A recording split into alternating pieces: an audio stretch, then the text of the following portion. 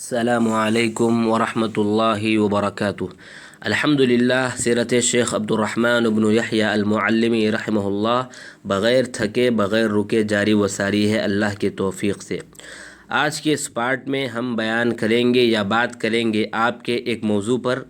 کہ کوئی بھی جماعت یا فرقہ کب فرقہ ناجیہ ہوگی،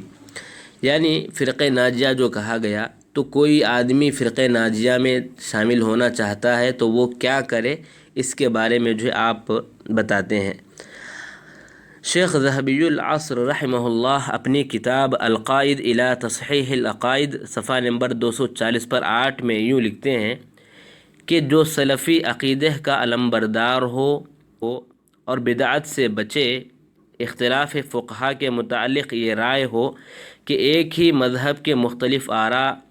رکھنے والے علماء ہیں اور وہ راجح کو اختیار کرے، اس حال میں کہ وہ تمام فرائض کا پابند ہو، کبائر سے مجتنب ہو، اور اگر کبھی گناہ بھی اس سے سرزد ہو جائے تو استغفار کا سہارا لے، توبہ و انابت کو مہمان بنائے، تو وہ اس طائفہ منصورہ میں شامل ہے جس کے بارے میں اللہ کے نبی صلی اللہ علیہ وسلم نے فرمایا کہ وہ ہمیشہ قائم رہے گی۔ لہذا اس رائے کو اپنائیں، اس رائے کے حامل افراد اپنوں کو پہچانیں اور ان کے ساتھ مل کر کار دعوت کو انجام دیں اور مسلمانوں کو صراط مستقیم کی طرف لوٹانے کی جد و جہد کریں۔